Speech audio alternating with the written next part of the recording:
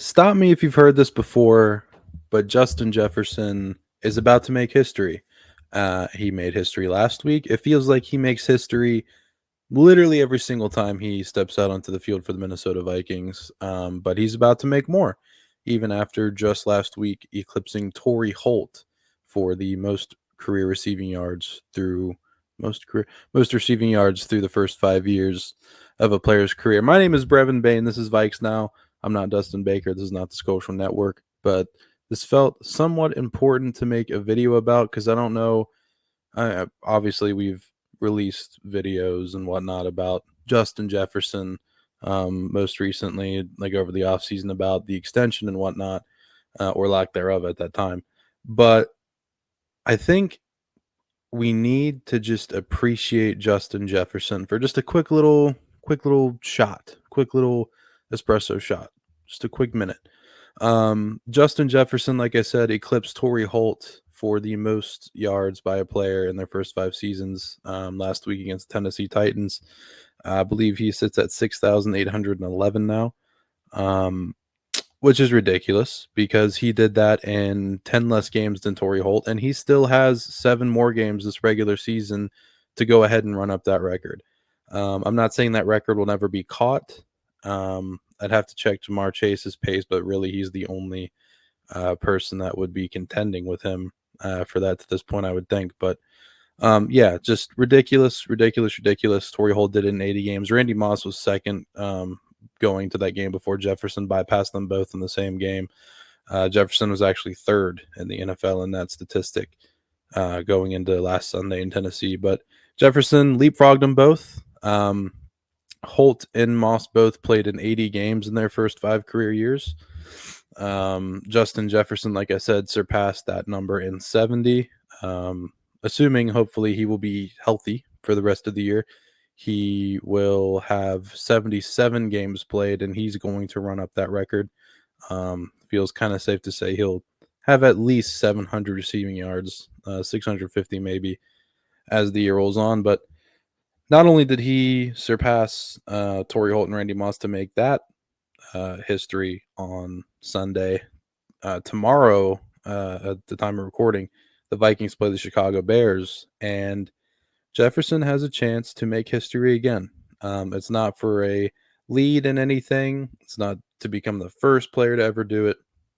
But tomorrow, Justin Jefferson, and he might not break it tomorrow, but going by Jefferson's career averages, going by his trajectory, just going by Justin Jefferson being Justin Jefferson, he very well could break it tomorrow. He needs 88 yards to become the 4th player in NFL history to eclipse the 1,000-yard receiving mark in each of his first 5 seasons. The only other 3 players to do that are Randy Moss, of course. Oh my goodness, who are the others? I'm completely blanking right now. Who are the others? Randy Moss, Mike Evans, and AJ Green. Got it. Which AJ Green, by the way, I don't think people remember how good he was for a time there. Of course, kind of an anticlimactic end to his career, but AJ Green was unreal. If you don't remember, if you're younger watching this, which I think most of our viewership on this channel is of the older variety. Shout out you guys. Thanks for holding it down. Yeah, just ridiculous to be in the company of AJ Green, Mike Evans, which Mike Evans has just been the model of consistency at the wide receiver position in the NFL throughout his entire career. And of course, Randy Moss, that goes without saying. But Jefferson becoming the 4th player in NFL history to do that is unreal. And nowadays in the NFL, it's kind of like an anticlimactic sounding thing that he'll become the 4th player in NFL history to get 1,000 yards in his first 5 seasons. But it's actually way more impressive than you think, and that kind of again goes without saying. Only becoming the 4th player to ever do that, like not many people have done that. In fact, only 3 people have done that, and nobody did it till Randy Moss did it from 1998 to 2002, 2003. So this is a recent thing in NFL history, just the way the game is going, the passing league that the NFL has become. It's just ridiculous when you take into account notable omissions from that list of players that have done it. Um, I would have to see if it's because of injury or why, but Jerry Rice didn't do it. Terrell Owens didn't do it. Uh, Larry Fitzgerald didn't do it. Chris Carter didn't do it. We know why Chris Carter didn't do it.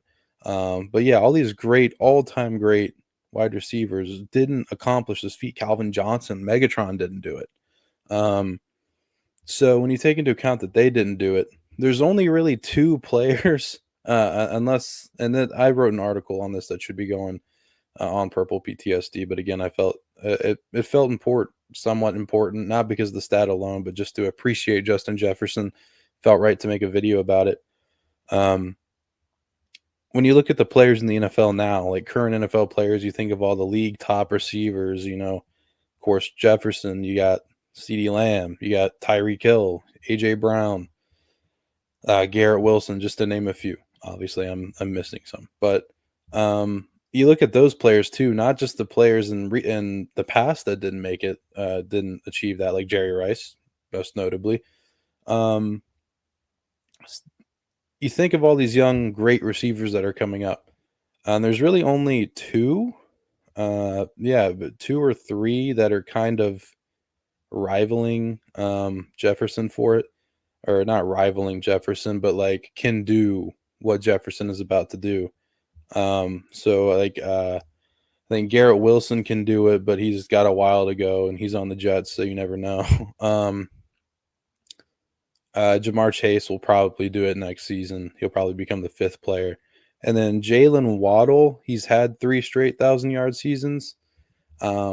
He's at 400 something yards right now, so he really has to pick up his pace the second half, or the remainder of the season, for him to even think about eclipsing it the year after this. Yeah, so next year, same draft class as Chase. So really, there's, like I said, Jamar Chase will probably do it. Jalen Waddle's got to pick it up this year, and he definitely could. But the fact that really, like, again, names like Jerry Rice weren't able to do this. Like CeeDee Lamb isn't eligible. There's names like CeeDee Lamb isn't eligible to do this. Brandon Ayuk can't do this. Amon-Ra St. Brown can't do this because they've all had at least 1 year of under 1,000 yards. And then even names that are playing today that weren't able to do it, Stephon Diggs, Tyreek Hill, Devontae Adams, they all didn't do it. So, discussions are going to start in the next 2 or 3 years, as long as Jefferson keeps doing what he's doing, which there's no reason to think that he won't. There's going to be legitimate conversations soon, as if they haven't really started in the Viking sphere, that Jefferson is an all-time great. And I know it's not really fair to say that yet, but I'm saying I believe the discussions will start in the next 2 or 3 years, because it's just undeniable at a point. And with what pacing is pacing, again, like you can't have an argument and have pace be the backbone of it. But Justin Jefferson, again, just the context, he's pacing 7,000 more receiving yards than Jerry Rice had in his career.